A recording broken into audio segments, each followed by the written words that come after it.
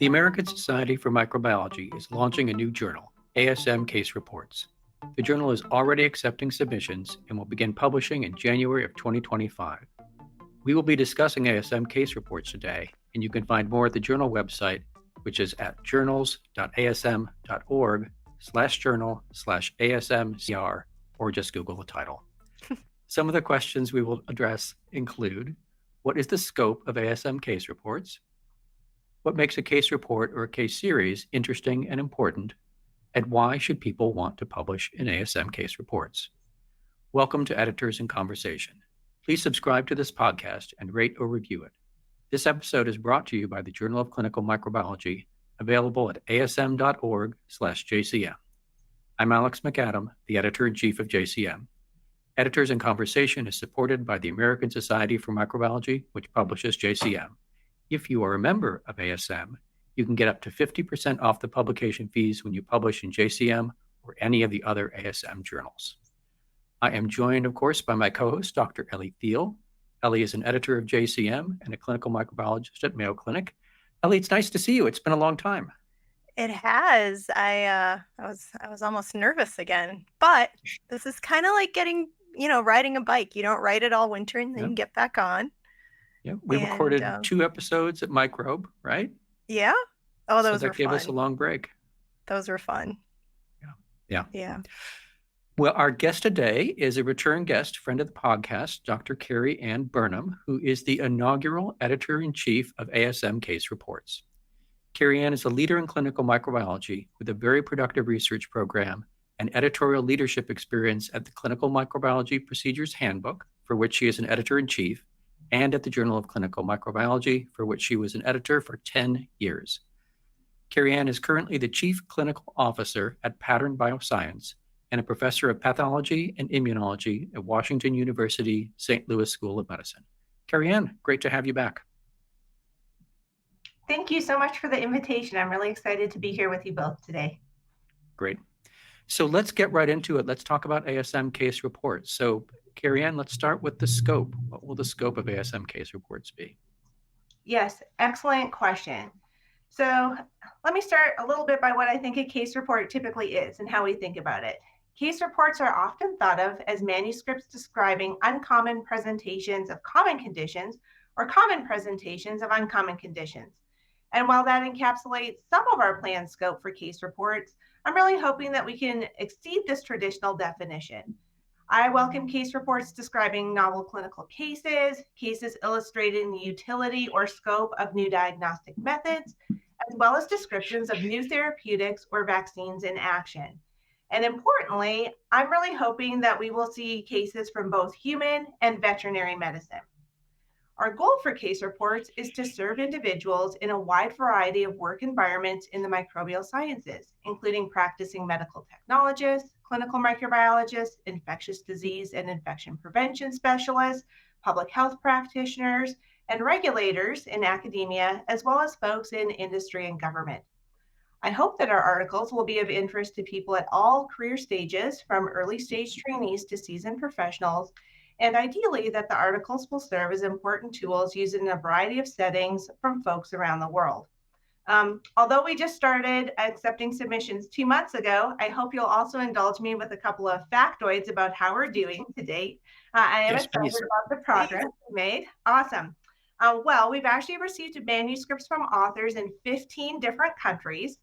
And while we are continuing to build out our editorial board, to date, we have editorial board members from 8 countries, including people from Australia, Canada, Chile, China, Colombia, Ireland, Japan, and the United States. In terms of our reviewers, I'm very excited that 50 reviewers have already contributed to our peer review process, with 40% of them being completed by our editorial board members. And I think our reviewers must be pretty excited about the new journal too, because the median number of days to complete a review right now is a speedy 9.5 days. So of those 50 reviewers, did you hear, Ellie? 7 are completely new, which is to say these are also reviewers. Very jealous right now. 9 days. Well, Remember, we're new. It's a small denominator. We're just getting going, but I'm pretty pleased about it. It's great. It's awesome. Awesome. I'm sorry, please go ahead.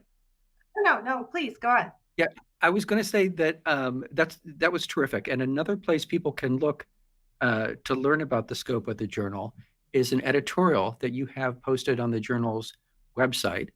And I flipped when I saw the title of this editorial because it is so good. And I was so jealous that I never wrote anything this good. The title is A Dazzle of Zebras, Launch of ASM Case Reports. How did you come up? Well, first, I guess, tell people what a dazzle of zebras is. And then how did you come up with that? Okay, well, the two are interrelated. So when I was thinking about the title, I thought, what do I want to convey?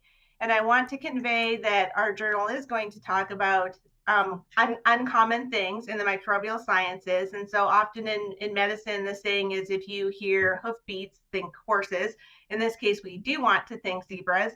And then I wondered, well, what is a group of zebras called? And it turns out it's an amazing name, which I recently learned, which is a dazzle of zebras. So I thought that also encapsulated that it should be like this beautiful, fun, unique sort of whirring picture.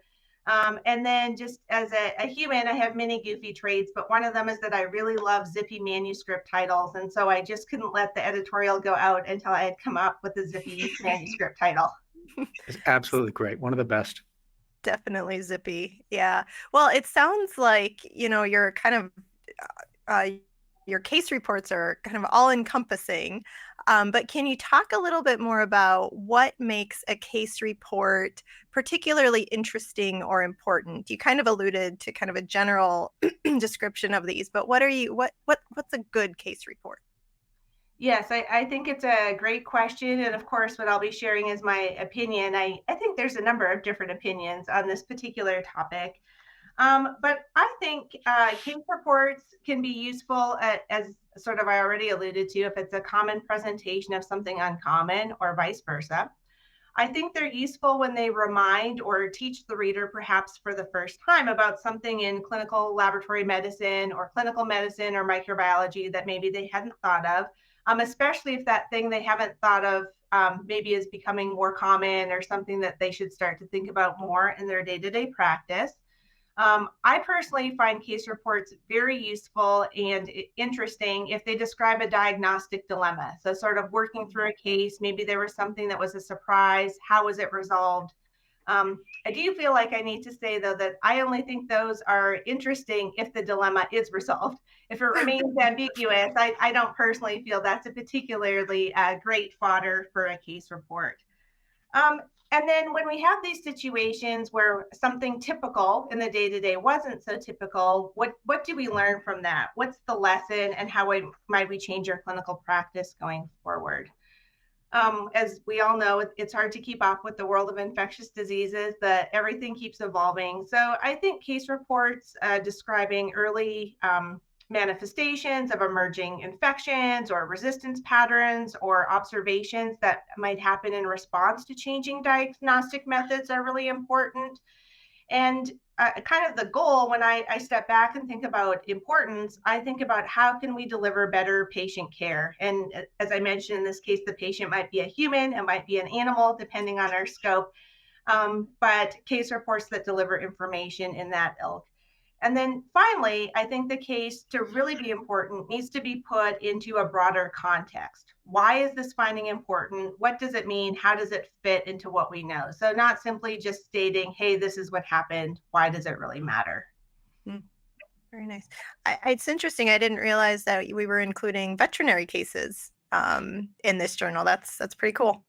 Yes, and of the submissions that we've received to date, there have been a number in that domain, and I must confess I'm learning a lot from each of them that come in. Just to put a pin in it, I think it's pretty clear, but just to be sure, because all three of us are clinical microbiologists, the scope of the journal will include infectious diseases, right? Absolutely. Yes. So, basically straight up clinical cases as well as cases with a laboratory medicine focus. So the emerging infectious disease that I mentioned, it might be strictly like patient presentation, or it might be something that more relates to the laboratory manifestation. Given our scope just within ASM and the microbial sciences, even if the focus is one or the other, I'm hoping that authors will bring the context of both, the patient background, and if laboratory medicine is an important component, bringing that along as well. Great.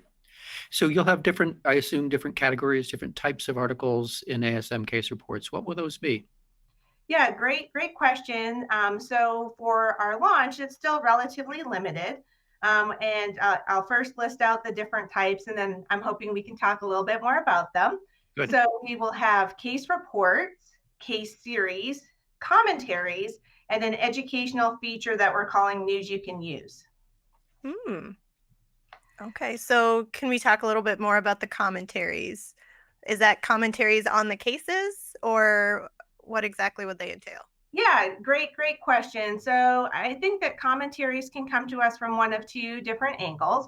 One angle might be a case we receive, we think, hey, this really needs to be highlighted from a commentary. There's something about this particular case or the lesson that putting it in the broader context within a commentary will be useful. And for the most part, those commentaries would then be commissioned. On the other hand, we might also have commentaries that relate to the scope of the journal, but aren't about a specific paper, such as perhaps a commentary about an emerging infection or something that's within a case report scope. Like many things, there might be other utilities for that I haven't yet envisioned, given how new we are, but that's sort of out of the gate. Very and how cool. about the editorials? What are you envisioning for those? Yes, good question about the editorials. At this point, I'm envisioning they would mainly be a communication tool for new additions that are coming to the journal, or things that we would want to share with our readership about the journal. I also anticipate that, like commentaries, there might be other utilities for the editorials that are emerged, but I don't have anything else specific for that just yet. So Ellie and I jumped right to the appetizers and the dessert, but let's talk about the main course. Yes. What will be the basic structure of the actual case reports themselves? Yes. Thank you for asking about that. So the basic sections of the case report will be the abstract, introduction, case report, and discussion, with the body of the text being about 1,500 words. So when folks are thinking about constructing their case reports, we really urge them to refer to the CARE case report guidelines, which can be found at care-statement.org/checklist. And so really this provides a step-by-step guide when folks are preparing their case reports about how they should construct them and the elements that should be included. So that's the case report. I also mentioned case series. So case series are a group or series of case reports involving patients with similar diseases, or a group of cases about a similar organism, or a group of cases about patients treated in a similar way, or about a similar diagnostic method. I do want to mention, though, that both the educational feature and the case series functions are not yet live on our submission site. The ASM Journals team is working very diligently at getting that infrastructure in place. So if folks are very enthusiastic about a case series but don't see it live, they can feel free to reach out to me, and we could discuss a way to get that going in the meantime. Hopefully we won't be waiting too long. Yeah, that's great. So, there's the ASM case reports that we're talking about, but it's making me think about JCM a little bit and the briefcase, right? So I was wondering, Alex, will JCM continue to publish the briefcase? I think we should answer that question.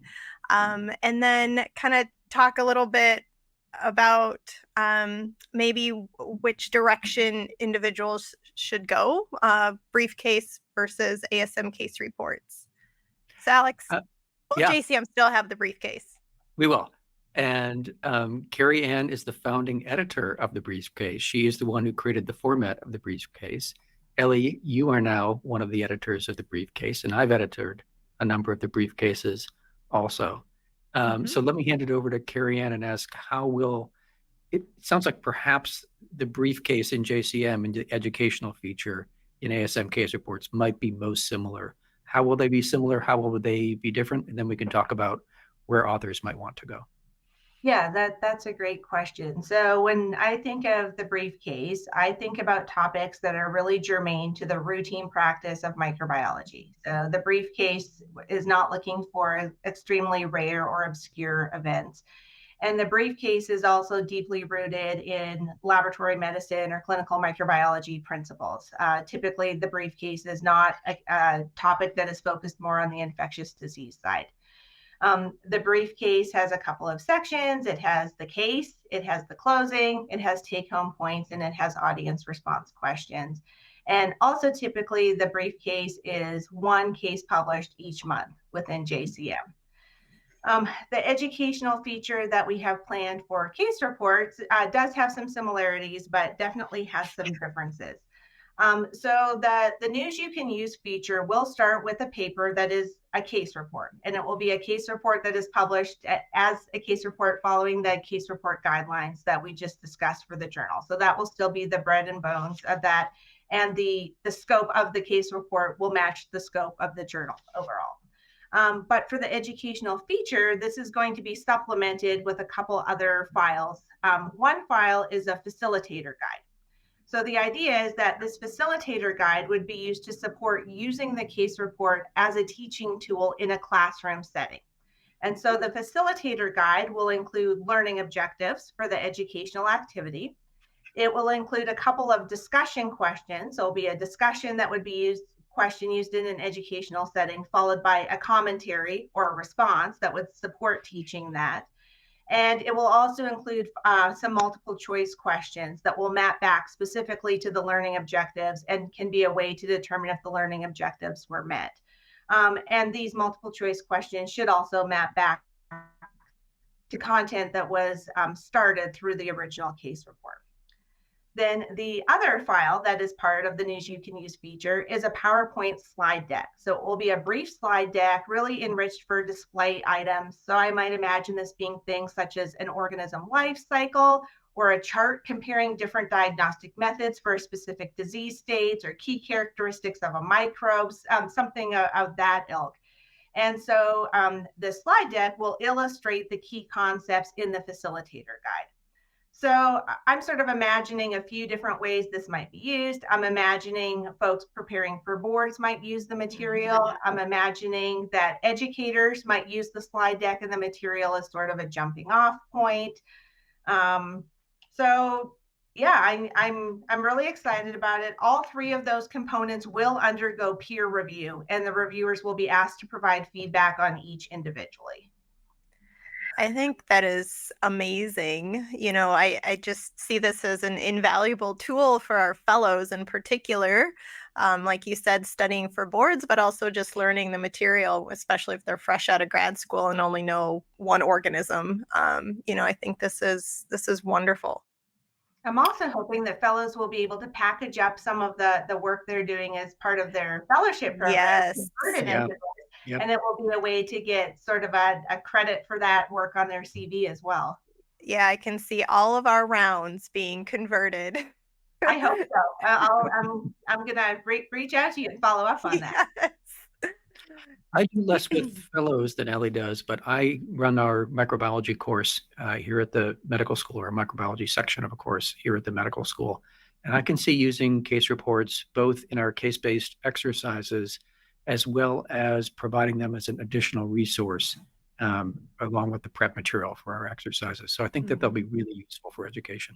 Yeah. And also for the bench technologists, right? Like they love cases. So I think using it even for educational content at the bench level too would be great for these. Well, I'm delighted to see the reaction of both of you is that you think this will be useful. I'm very excited. I mean, I thought it was just case reports, but there's just so much more. You know, this is great. We should go back to the question that Ellie asked about where should you submit your case report? Should you pitch it as a briefcase for JCM? Should you, I guess it could be it might be a photo quiz if you have a great image for JCM, or should it go to ASM Case Reports? And I guess my take on this is that you should submit it wherever you want. Whenever the ASM journals have overlap, we have given the authors a great deal of discretion in deciding where they would like to publish their paper. So I think it's largely up to authors. What's your take on it, Carey-Ann? I completely agree. And I think when the authors are thinking about it, they would also think about who's the intended audience and how that flows through in the different publications. I think the good news is the authors can't go wrong. The ASM brand of journals is a highly respected brand. And so that, yeah, I think that's the good news. Yeah, so you're choosing between good options. Yes. Yeah. So Carey-Ann, what makes ASM Case Reports an appealing place for an author to submit their manuscript? Yes, I think that is a great question. I guess I sort of alluded to my first part of the answer to that is that the ASM portfolio of journals has an absolutely outstanding brand reputation and is known for publishing the really high quality work in the microbial sciences. And so this new journal is going to be a part of the portfolio, which I think is a major advantage. Sometimes when there's brand new journals, it can be difficult to know what kind of traction they're going to get or how they would fit into the publication landscape. The ASM Journals Department is also absolutely terrific with their marketing and bringing visibility to publications so authors can know that they will get visibility and reach with their target audience. And then we are very dedicated to a fast response time on reviews and publication decisions. And at least 2 months in, I have some data to back that statement. And so we really want to move swiftly, targeting a rapid time from submission to publication. And then we're really fortunate to have outstanding editorial board members and reviewers, so authors can know that they will get rigor in the peer review process of their publication. And then getting in right now, you have the opportunity to set the standard for a new publication, which I think is pretty neat. That's cool. Yep. Your publication fees are also very reasonable. They are very reasonable. Yes, I was going to not necessarily bring up fees, but since you did, yes, they are very reasonable. No, people, it's important. It's yes. Real money, and your fees are very reasonable. So we talked about how the journal will have a broad scope, including infectious diseases, clinical microbiology, veterinary microbiology, or veterinary infectious diseases as well. So this is sort of a, editor to editor type question. How did you structure the editorial board and select the editors to fit with that very broad scope? Yeah, it's a great question and something I had to do a lot of thinking about. So we currently are a very tiny editorial team. It's the three of us. And I would like to give a big shout out to our two other editors, Ritu Banerjee at Vanderbilt and Nick Moore at Rush. So given the total number of the initial team, I really focused on having someone who was a patient-facing infectious disease physician and a practicing clinical microbiologist. When I think about future additions, I would think about adding some other members within our scope, like we discussed, like a veterinary microbiologist or perhaps someone in public health. So we had to supplement our tiny team with great expertise in our editorial board. And so we really looked for practicing infectious disease physicians, both pediatric and adult, veterinary microbiologists, folks in industry, folks in public health, and then also thought about folks with different types of domain expertise in terms of different types of microbes like bacteriology, mycology, and viruses, but also people with knowledge in different types of methods such as serology, molecular diagnostics, and antimicrobial susceptibility testing. It is pretty all-encompassing. That's great. It is. So kind of, maybe we should have asked this first, but can you tell us a little bit about what made you interested in being editor-in-chief of ASM Case Reports? Thank you for asking, Ellie. Great question. So I truly believe in the impact of case reports as a discrete nugget that can be used as a teaching tool. Very passionate about their role in education and in disseminating new information. I've had a few different sort of stopping points in my career that have used case reports. For some time, I was very involved in something called Microbiology Question of the Day, which was often case-based, delivering an educational nugget in clinical microbiology. As we've already discussed, I've been very fortunate to work on the JCM Briefcase. And I will confess that I was feeling some degree of personal grief about rotating off of that. Really enjoyed being the editor for that feature and was thinking that I would miss it.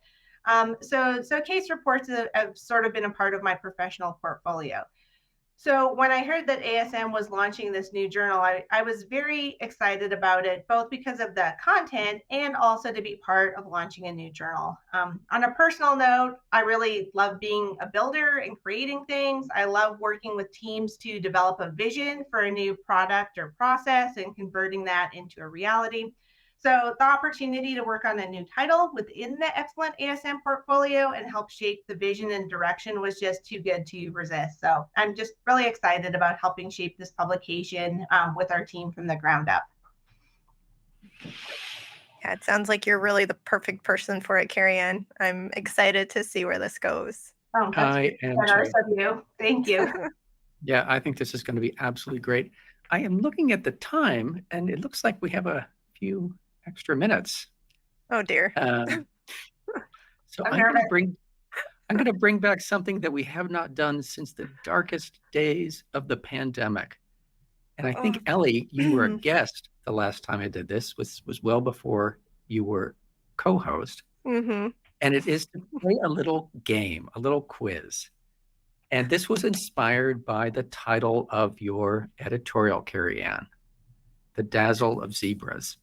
Oh, no. So I am going to name an animal or bird or fish or something and give you 3 choices about what the name for a group of that animal is. Make sense? The two of you are working together. This is not a competition. If you get 2 out of 3 right, you get bragging rights. If you get 3 out of 3 right, you get awesome bragging rights. Good? Okay, let's do it. All right. Here's the first one. What is the correct name for a group of owls? You knew I had to bring birds into it. Mm-hmm. A group of owls. Is a group of owls called a conspiracy or a murder or a parliament? Ooh, I think it's parliament. Parliament was my guess too. I struck out murder immediately. So since we both had the instinct of parliament, should we declare that as final answer? Why did you strike out murder? So I was thinking murder of crows. Yes. A group of crows is called a murder, and a group of owls is called a parliament. So you are 1 for 1. I did not know crows was called a murder. Oh, yeah. Oh, okay. Second one is a group of dolphins. Is that a pod, or is it a charm, or is it an unkindness? I think it's a These pod. are all real. I hope it's a pod.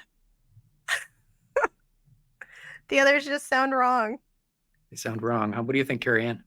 I also vote for pod, but your face is deterring me. Mm-hmm. Really? Pod is correct. A group of finches is called a charm. A group of ravens is called an unkindness. Really? A dolphin is a pod. Yeah. Yeah. I don't know why. That's an unkindness to ravens, in my opinion. All right. You are 2 for 2. This is the last one. This is a group of hippopotamuses. And yes, I did check to make sure that the plural of hippopotamus is hippopotamuses, not hippopotami. So a group of hippopotamuses is either a troop, a bloat, or a troubling. I can honestly say this is something I have never thought about. Really?